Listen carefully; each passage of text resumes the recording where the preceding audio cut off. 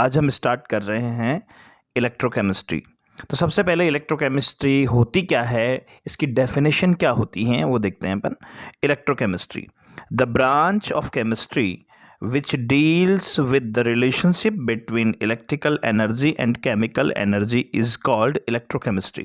It means chemistry की वो branch है जिसमें हम इलेक्ट्रिकल एनर्जी का केमिकल एनर्जी में और केमिकल एनर्जी का इलेक्ट्रिकल एनर्जी में कन्वर्जन का स्टडी जो करती हैं उसे हम इलेक्ट्रोकेमिस्ट्री कहते हैं। ठीक है, इलेक्ट्रोकेमिस्ट्री में अब जो हम आगे मेन चीज़ पढ़ने वाले हैं वो है सेल।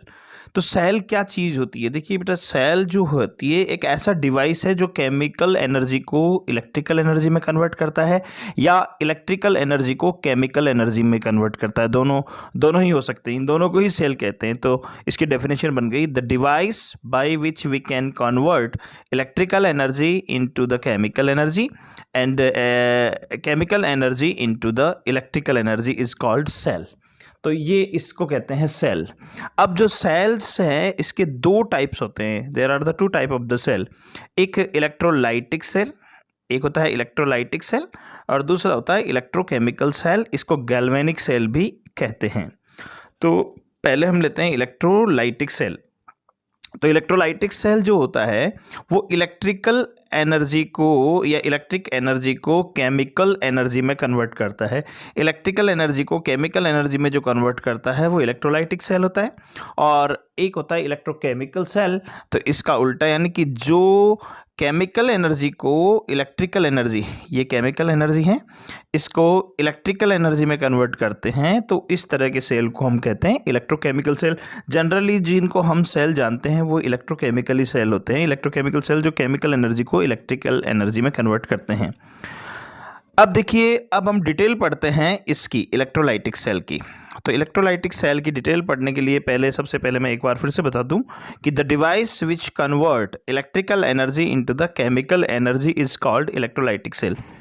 तो लीजिए बच्चों, अब सबसे पहले हम बात करते हैं इलेक्ट्रोलाइटिक सेल को समझने से पहले इससे रिलेटेड कुछ टर्म्स जो है हमको जानने होंगे। एक तो है इलेक्ट्रोलाइट्स और एक इलेक्ट्रोड्स। तो सबसे पहले तो मैं आपको बताना चाहूँगा इलेक्ट्रोलाइट्स क्या होते हैं। इलेक्ट्रोलाइट जितने भी कंपाउंड होते हैं, जितने भी कंपाउंड जिनको वाटर में डिसॉल्व जब करते हैं तो वो अपने आयंस में डिवाइड हो जाएं। जैसे NaCl है, इसको हम अगर वाटर में डिसॉल्व करेंगे तो सोडियम Na+ अलग हो जाएगा, Cl- अलग हो जाएगा। तो ये जो वाटर है, मैंने मान लीजिए इसमें डिसॉल्व किया वाटर में इस NaCl को, तो ये Na+ अलग हो गया, Cl- अलग हो गया। ये आयन जब इसमें मूव करेंगे तो इसमें अब इलेक्ट्रिसिटी कंडक्ट होने लगेगी। तो इस तरह के जो मटेरियल है, इस तरह के जो सब्सटेंस है जिनको वाटर में डिसॉल्व करने पर ये कम्प्लीटली आयनाइज हो जाते हैं, मतलब जरूरी नहीं कम्प्लीट आयन हो, लेकिन आयनाइज हो जाते हैं। और आयनाइज जब ये हो जाएंगे तो ये इलेक्ट्रिसिटी को कंडक्ट करेंगे। तो इस तरह के जो सब्सटेंस होते हैं उनको इलेक्ट्रोलाइट्स कहते हैं। इनको क्या कहते हैं? इलेक्ट्रोलाइट्स। तो the compound of which aqua solution can conduct electricity are called electrolytes that dissociate in aqua solution. ऐसे सब्सटेंस जिनका एक्वा सॉल्यूशन जो है इलेक्ट्रिसिटी को कंडक्ट कर सके उनको बोलते हैं इलेक्ट्रोलाइट्स। और इनको जब एक्वा सॉल्यूशन में डिसॉल्व करते हैं, इनको जब वाटर में डिसॉल्व करते हैं तो ये डिसोसिएट हो जाते हैं। अब हम बात करते हैं टाइप्स ऑफ इलेक्ट्रोलाइट्स की। तो इलेक्ट्रोलाइट्स दो टाइप्स के होते हैं, एक स्ट्रॉन्ग इलेक्ट्रोलाइट और एक होता है वीक इलेक्ट्रोलाइट। दो तरह के होते हैं ये। स्ट्रॉन्ग इलेक्ट्रोलाइट जो होते हैं वो डिसोसिएट कंप्लीटली, जो कंप्लीटली डिसोसिएट हो जाते हों उनको तो बोलते हैं स्ट्रॉन्ग इलेक्ट्रोलाइट्स। और जो पार्शियली डिसॉल्व होते हों, पार्शियली डिसोसिएट होते हों उनको बोलते हैं वीक इलेक्ट्रोलाइट। अब स्ट्रॉन्ग इलेक्ट्रोलाइट्स में कौन कौन आते हैं ये मैं आपको बताता हूँ। स्ट्रॉन्ग इलेक्ट्रोलाइट में सबसे पहले स्ट्रॉन्ग एसिड आते हैं। तो स्ट्रॉन्ग एसिड, जैसे मान लीजिए स्ट्रॉन्ग एसिड, अब आप कैसे पहचानेंगे इनको, स्ट्रॉन्ग एसिड्स को, कि कैसे याद रखेंगे? जिन एसिड में इनऑर्गेनिक एसिड जो होते हैं वो स्ट्रॉन्ग एसिड होते हैं जिनमें कार्बन नहीं हो। जैसे HCl स्ट्रॉन्ग एसिड है, इसमें कार्बन नहीं है। HNO3 स्ट्रॉन्ग एसिड है। H2SO4 स्ट्रॉन्ग एसिड है, ठीक है। ये इनऑर्गेनिक एसिड्स है जो कि स्ट्रॉन्ग एसिड होते हैं। ये जो स्ट्रॉन्ग एसिड होते हैं वो ऑलवेज स्ट्रॉन्ग इलेक्ट्रोलाइट्स भी होते हैं।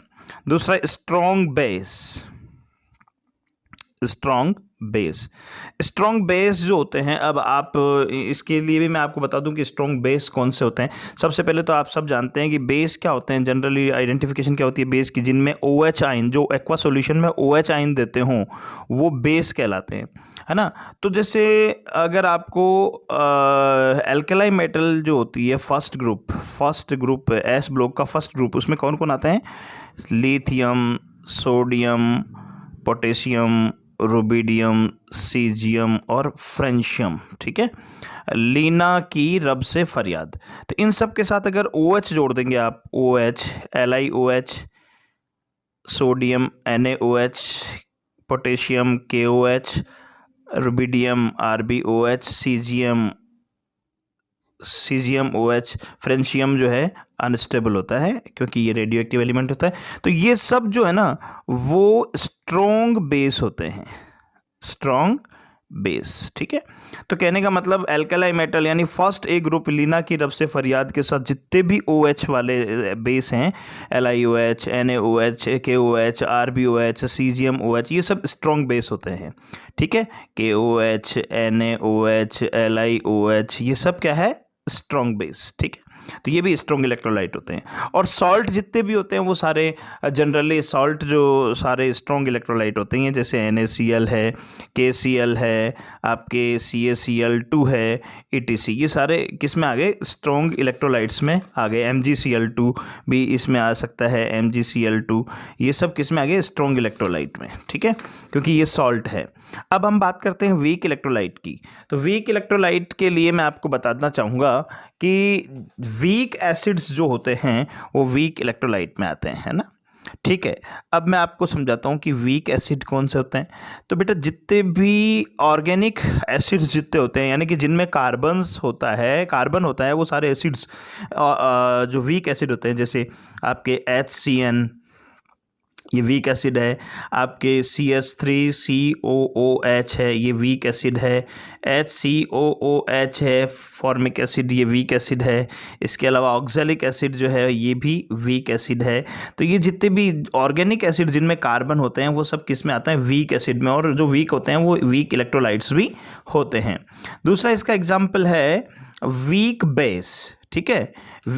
हम बात कर रहे हैं वीक की, तो वीक बेस में क्या हो गए, तो जैसे मैंने आपको बताया था कि जैसे फर्स्ट ग्रुप, सेकंड ग्रुप और थर्ड ग्रुप की अगर हम बात करें, फर्स्ट ग्रुप में तो आ जाएगा लीना की रब से फरियाद, इसमें आ जाएगा बेटा मांगे कार स्कूटर बाप राजी, जैसे अपन ने 11th में भी आपने पढ़ा होगा ये सब, beryllium, magnesium, calcium, strontium, barium, radium, और इसमें बैंगन, आलू, गाजर, इन थैला, ठीक है। तो अब इन सब में बोरॉन, एल्यूमिनियम, गैलियम, इंडियम, इन सब की वैलेंसी 1 होती है, इन सब की 2 और इनकी 3, ठीक है। तो इनके साथ OH एक ही आएगा, तो ये सब तो हो जाएगा स्ट्रॉन्ग बेस, जैसे मैंने अभी बताया था आपको, ये तो है स्ट्रॉन्ग बेस, ठीक है, ये सब तो है स्ट्रॉन्ग बेस। और इनकी वैलेंसी 2 है, तो 2 OH आएंगे इन सब में, OH का होल ट्वाइस, OH का होल ट्वाइस, OH का होल ट्वाइस, OH का होल ट्वाइस, OH का होल ट्वाइस और OH का होल ट्वाइस। इसमें 3 है तो इनमें OH का होल थ्राइस हो जाएगा, OH का whole thrice, OH whole thrice, OH whole thrice, ठीक है। तो इनमें कहने का मतलब ये हो गया, ये सब होंगे वीक बेस, ठीक है। तो कहने का मतलब केवल एल्कलाई मेटल के साथ अगर OH है तो वो स्ट्रॉन्ग बेस है, बाकी सब के साथ जो है OH है तो वो क्या है, वो वीक बेस होता है।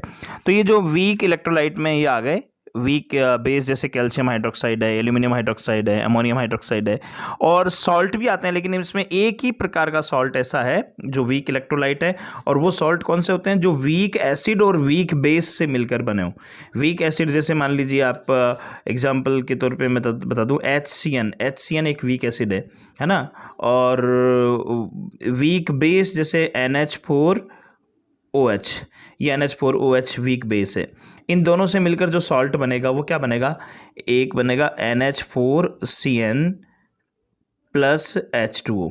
तो ये NH4CN जो है वीक एसिड और वीक बेस से मिलकर बना हुआ है, वीक एसिड और ये वीक बेस, ठीक है, वीक बेस से मिलकर बना होता है, इसलिए ये सॉल्ट ऐसा हो गया जो वीक एसिड और वीक बेस से बना है, तो वो वीक इलेक्ट्रोलाइट हो गया, ये भी वीक इलेक्ट्रोलाइट, ठीक है। और बाकी जितने भी सारे सॉल्ट जो होते हैं वो स्ट्रॉन्ग इलेक्ट्रोलाइट ही होते हैं, ठीक है।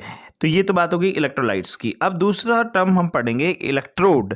तो इलेक्ट्रोड एक ऐसा डिवाइस होता है बेटा जिससे हम किसी सॉल्यूशन में इलेक्ट्रिसिटी भेज भी सकते हैं और उससे वापस ले भी सकते हैं।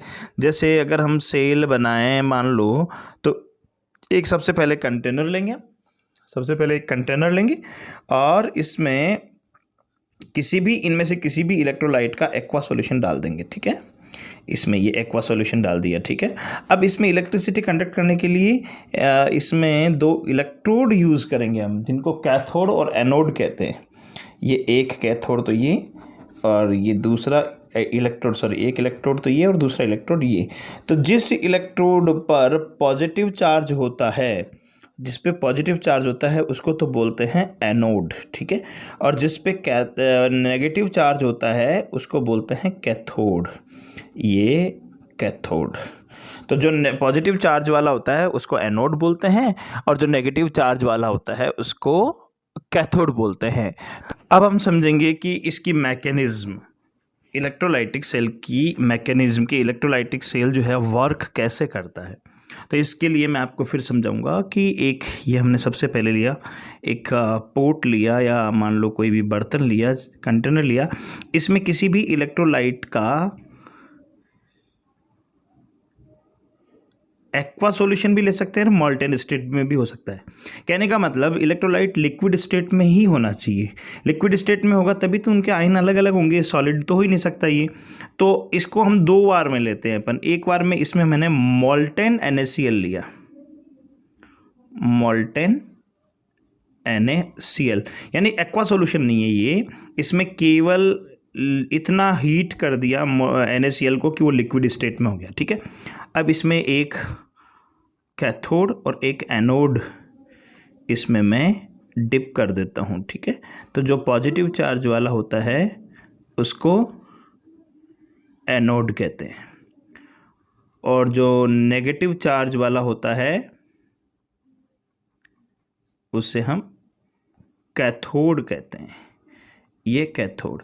अब जैसे ही इसमें हम इलेक्ट्रिसिटी जो है पास करेंगे बैटरी से, ये बैटरी, और इससे जैसे ही हम इलेक्ट्रिसिटी पास करेंगे तो ये इलेक्ट्रिकल एनर्जी अंदर जाके रिएक्शन करेगी, इसीलिए इलेक्ट्रिकल एनर्जी केमिकल एनर्जी में कन्वर्ट हो रही है, इसीलिए इसको इलेक्ट्रोलाइटिक सेल कहते हैं।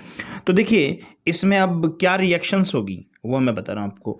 तो मैकेनिज्म ऑफ इलेक्ट्रोलाइसिस, इसमें दो पढ़ेंगे हम। इलेक्ट्रोलाइसिस ऑफ मॉल्टेन NaCl, ये मॉल्टेन NaCl, इसको इलेक्ट्रोलाइसिस कर रहे हैं अपन। तो सबसे पहले तो इलेक्ट्रोलाइसिस होगा इसका। इलेक्ट्रोलाइसिस का मतलब होता है ब्रेक होना, और इलेक्ट्रो मतलब इलेक्ट्रिक के द्वारा, इलेक्ट्रिक के द्वारा अगर हम ब्रेक करते हैं तो इलेक्ट्रोलाइसिस होता है। तो NaCl सबसे पहले डिसोसिएट होगा, यानी कि ब्रेक होगा किस किस में, Na+ और Cl- में। तो ये Na+ और Cl- में ब्रेक हो गया, ठीक है। ये हो गया आपकी इक्वेशन नंबर 1। अब इसमें देखिए ये जो एक तो कैटाइन बन गया और एक एनाइन बन गया। तो कैटाइन हमेशा ये अपोजिट इलेक्ट्रोड, अपोजिट चार्जेस हमेशा अट्रैक्ट करते हैं और सेम चार्जेस रिपेल करते हैं। तो ये प्लस वाला है वो तो जाएगा कैथोड पर और माइनस वाला जाएगा एनोड पर, क्योंकि एनोड प्लस वाला होता है। तो हम पहले हम एनोड पर कौन सी रिएक्शन हो रही है, देखिए ये एनोड कौन सा इनमें, ये एनोड। तो ये Cl- है, ये Na+ है, तो ये तो माइनस वाला तो आएगा एनोड पर क्योंकि इसके ऊपर प्लस है। तो एनोड पर आ गया ये Cl- 2 आ गए मान लो, और इन्होंने एनोड पर प्लस है यानी कि इसके ऊपर इलेक्ट्रॉन डेफिशिएंसी है, तभी तो चार्ज प्लस है इस पे। तो ये, और जबकि इसके पास इलेक्ट्रॉन एक्स्ट्रा है तभी नेगेटिव चार्ज है। ये अपना इलेक्ट्रॉन Cl- अपना इलेक्ट्रॉन इस एनोड को दे देगा, और जब दे देगा तो खुद किस में कन्वर्ट हो जाएगा, ये न्यूट्रल होकर Cl2 बना लेगा। Cl2 गैसियस फॉर्म में बाहर निकल जाएगा। तो यहाँ इलेक्ट्रॉन दिया जा रहा है ना, तो ये रिएक्शन हो गई ऑक्सीडेशन। कौन सी, ऑक्सीडेशन, ठीक है। अब आ जाइए बात आगे। अब जो Na+ है वो प्लस चार्ज है, यानी कि इलेक्ट्रॉन डेफिशिएंस है, ये उस इलेक्ट्रोड पर जाएगा जहाँ इलेक्ट्रॉन हाई हैं, इसको इलेक्ट्रॉन चाहिए, तो ये जहाँ ज़्यादा होते हैं इलेक्ट्रॉन वहाँ जाएगा, तो ये कैथोड पर जाएगा और कैथोड पर जाकर ये इलेक्ट्रॉन गेन कर लेगा, ये जो 2 इलेक्ट्रॉन इधर से आ रहे हैं यूँ, उनको ये गेन कर लेगा। तो ये Na+ है, 2 इलेक्ट्रॉन इसने गेन किए, ये न्यूट्रल हो जाएगा, ये न्यूट्रल होकर इसी इलेक्ट्रोड के ऊपर जमा होता जाएगा एक लेयर के रूप में, ठीक है, एक लेयर के रूप में, ये लीजिए, तो इस तरह से ये जमा होता जाएगा। तो ये मैकेनिज्म हो गई इसकी। तो देखिए किसी भी एक मेटल पर अगर हमको दूसरे मेटल की लेयर चढ़ानी है तो इसको बोलते हैं इलेक्ट्रोप्लेटिंग। एक मेटल पर दूसरे मेटल की लेयर चढ़ाने की जो प्रोसेस है इसको बोलते हैं इलेक्ट्रोप्लेटिंग, और वो इलेक्ट्रोलाइसिस सेल से ही पॉसिबल होती है। इलेक्ट्रोलाइसिस सेल इसी काम में आता है ना। तो जिस मेटल का आपको लेयर चढ़ानी होती है उस मेटल का कोई सा भी सॉल्ट आप ले लीजिए, जैसे सोडियम की लेयर चढ़ानी है तो NaCl ले लिया, कॉपर की लेयर चढ़ानी है तो कॉपर सल्फेट ले लो, है ना, और कोई दूसरा जो है लेना है तो उसी का सॉल्ट ले लो, ठीक है। दूसरा होता है electrolysis of aqua solution of NaCl। अब बिल्कुल थोड़ा चेंज है, अब अपन क्या करेंगे, पहले तो मोल्टेन NaCl लिया था, अब अपन वाटर में डिसॉल्व किया हुआ NaCl लेते हैं, ठीक है। ये मोल्टेन NaCl नहीं है बल्कि एक्वा सॉल्यूशन ऑफ NaCl है। अब ये एक्वा सॉल्यूशन है NaCl का, ये कैथोड और एनोड है। ये देखिए मैंने पहले बनाया एनोड, ठीक है, एनोड यानी पॉजिटिव चार्ज, और फिर मैंने बनाया कैथोड यानी कि नेगेटिव चार्ज, ये नेगेटिव चार्ज, ये एनोड, ये कैथोड, ठीक है। अब जब इलेक्ट्रिसिटी इसमें भी कंडक्ट करेंगे तो इसमें तो केवल NaCl था, मोल्टेन NaCl, इसलिए केवल NaCl का इलेक्ट्रोलाइसिस हुआ। इसमें NaCl भी है और वाटर भी है, दोनों हैं। तो पहले इलेक्ट्रोलाइसिस होगा NaCl का, है ना, और फिर इलेक्ट्रोलाइसिस होगा वाटर का। तो जो NaCl के इलेक्ट्रोलाइसिस होकर तो बनेगा Na+ और Cl-, और वाटर का इलेक्ट्रोलाइसिस होकर H+ और OH बनेंगे। तो ये जो दो हैं Na+ और H+, ये तो जाएंगे कैथोड पर, और ये जो दो माइनस वाले ये जाएंगे एनोड पर। तो हम बात करते हैं पहले एनोड की बात करते हैं। तो एनोड पॉजिटिव वाला है, पॉजिटिव पे कौन आएंगे, नेगेटिव, यानी कि क्लोरीन और हाइड्रोजन, क्लोराइड और हाइड्रोक्साइड, ये दोनों आएंगे एनोड पर। अब इन दोनों में इलेक्ट्रॉन डोनेट करेंगे, ये देंगे, क्योंकि इसको इलेक्ट्रॉन डेफिशिएंस है, ये इसको इलेक्ट्रॉन देंगे, तो ये Cl- और OH-। अब इनमें से कौन ज़्यादा इलेक्ट्रॉन ईजिली इसको दे देगा, तो इलेक्ट्रॉन देने की जो टेंडेंसी है क्लोराइड की ज़्यादा होती है इसके कंपैरिजन में। तो ये क्लोराइड अपने 2 इलेक्ट्रॉन तुरंत देगा और Cl2 में कन्वर्ट हो जाएगा, और ये Cl2 गैसियस फॉर्म में बाहर निकल जाएगी। और अब OH जो है ना इस सॉल्यूशन में ही रहेंगे, OH इस सॉल्यूशन में ही रहेंगे, इस बात को ध्यान रखना है। OH रिमेन इन सॉल्यूशन, ये ध्यान रखिएगा आप, आगे काम में आएगी बात। अब बात करते हैं कैथोड की। कैथोड है ये, कैथोड पर कौन कौन आएंगे, जो पॉजिटिव चार्ज है, जैसे Na+ और H+ और Na+ में से इलेक्ट्रॉन ये आकर कैथोड से गेन करेंगे, तो इलेक्ट्रॉन गेन करने की जो पावर है वो हाइड्रोजन की ज़्यादा है बजाय सोडियम के। तो ये 2 हाइड्रोजन इसके 2 इलेक्ट्रॉन गेन कर लेंगे जो इधर से जाएंगे, है ना, और ये इलेक्ट्रॉन इसने गेन करके H2 की फॉर्म में बाहर निकल जाएगा। तो इधर से तो निकल जाएगा H2, इधर से बाहर निकल जाएगी Cl2। अब इसमें रिमेनिंग कौन रहा, इसमें H+ और Na में से H+ तो H2 में कन्वर्ट हो गया है, बाहर निकल गया, और Na+ जो है वो रिमेन इन सॉल्यूशन, ठीक है, वो सॉल्यूशन में रहेगा, ठीक है। अब सॉल्यूशन में पहले से कौन था, OH-, और अब कौन है इसमें सेकंड वाले में